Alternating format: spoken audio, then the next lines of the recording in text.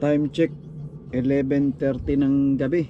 Nandito ako sa customer yard. Diniretso ko na dito kasi marami pa ang oras ko. Galing ako ng Windsor, Ontario. From there, mga 10 hours drive. May 11 hours allowed akong driving. Pwede daw kami matulog dito. Ang appointment ko sa unloading bukas pa alas 10 ng umaga. Pero nung pagdating ko dito kanina, tinanong ko yung shunter, yung naglilipat-lipat ng container. Tinanong ko kung saan ako pwede matulog. Kasi sabi dun sa instruction na tanungin yung taga dito kung saan ako pwede magpark. Kaya nung tinanong ko yung shunter, sabi niya, punta ka dun sa loob kasi baka i-unload ka. So nung pumunta ako sa loob, sabi nila mag-unloading daw. Pina-atras ako dito sa dock number 8.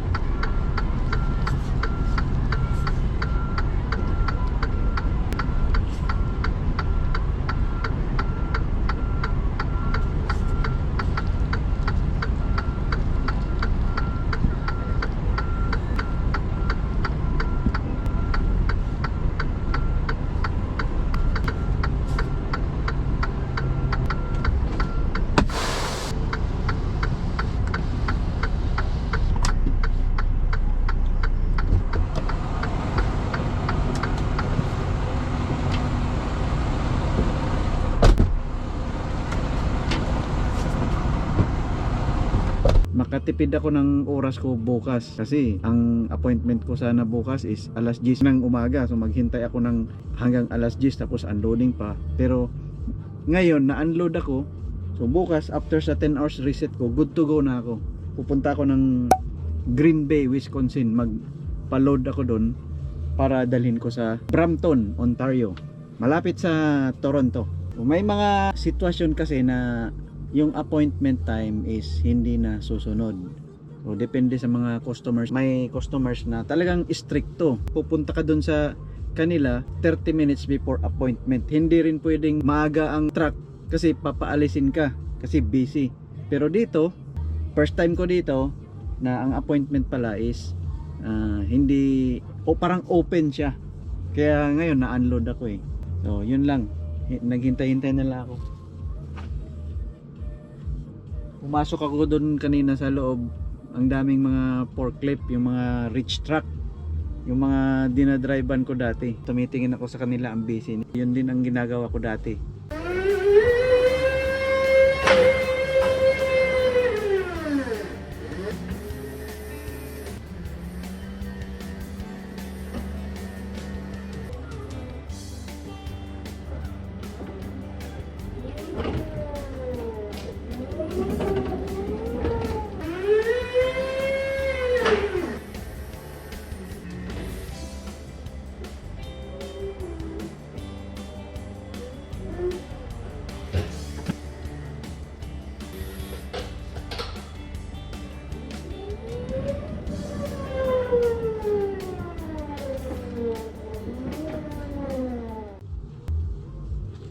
Wala pa, pula pa ang ilaw.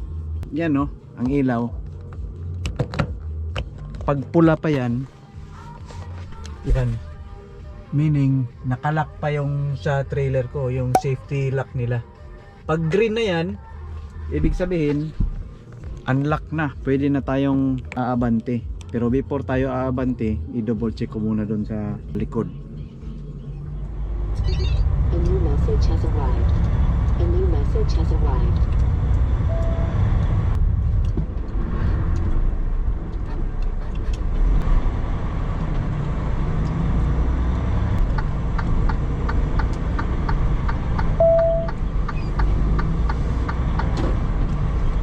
In a quarter mile, turn left onto West Fresno Avenue.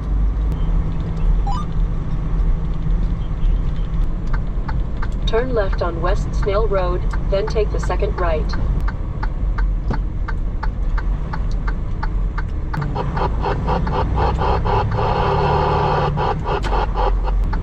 Turn right at the traffic light.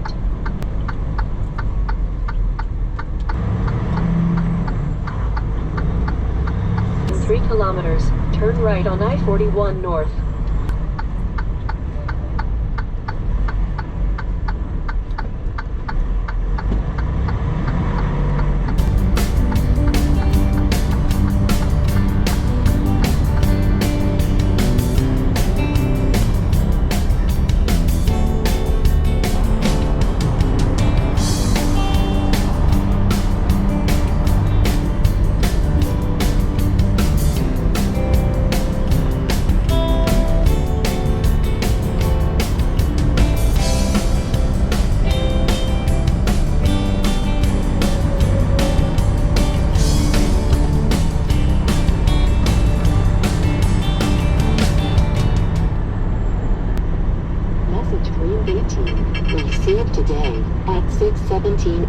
Another complete reminder you're part of. Take exit 163B on the right toward Ashland Avenue, then take the ramp ahead.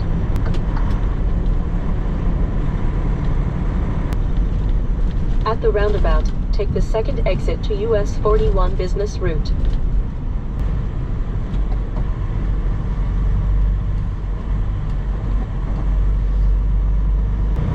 In 7 kilometers, turn left on Wisconsin 54 West. In 1 kilometer, turn left on Wisconsin 54 West. Turn left on Wisconsin 54 West. In 600 meters, turn right on 12th Avenue. Turn right at the traffic light. 11th Avenue, then turn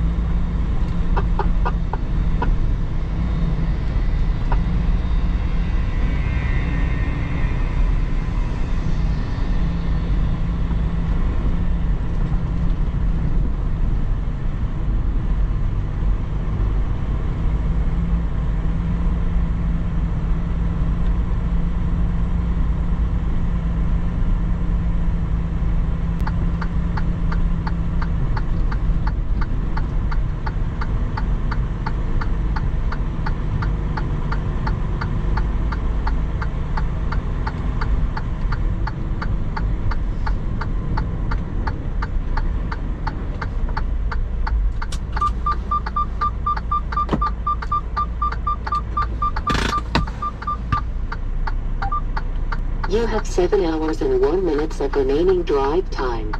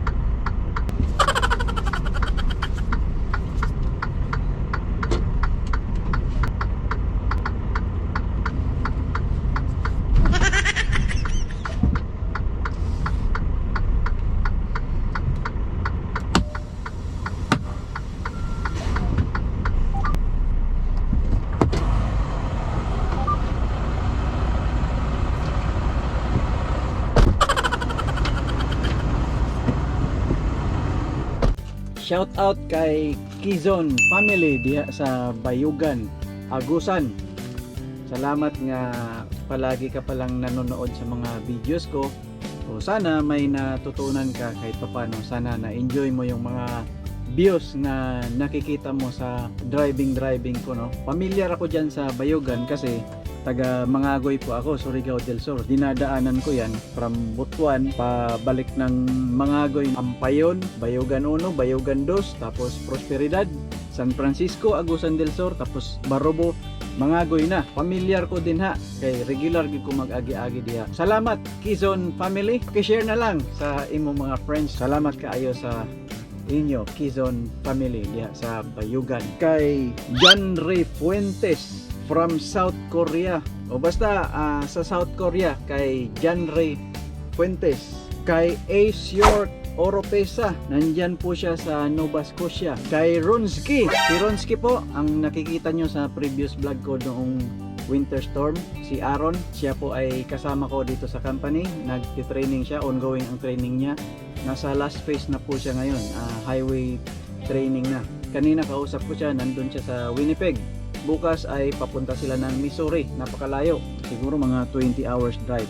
So shout out sa iyo, Ronski. Ayo. So, hapit na ka mag solo driver, parehan ako. Next kay Puloy Squad TV, kay Lloyd. Si Lloyd ay kasama ko rin, katulad kay Aaron. Nasa Winnipeg din siya, nag-training ngayon. Pagbutihin mo yung training mo kasi ang mga Pilipino nakatatak na sa kanila yan na magagaling, no? Madaling ma-learn. Tapos after sa training, ang mga Pilipino ay noted na talagang tayo ay masisipag, maasahan, can work alone. Good luck sa training mo. Ayo diha. Tawag lang kung naa kay mga pangutana kay magtinabagay man tanong, labi na kay mga bisdak, mga bisayang dako. The last but not the least, syempre sa mga bagong subscribers ko, bago or luma, sa mga lahat ng subscribers ko na sumusuporta po sa itong pag-vlog ko about sa tracking journey ko. Maraming salamat sa inyong lahat. Dito ko na lang tatapusin. So yun lang guys, keep safe, drive safe, keep on tracking, and see you in my next video. Bye. Turns in your eyes, the colors I'm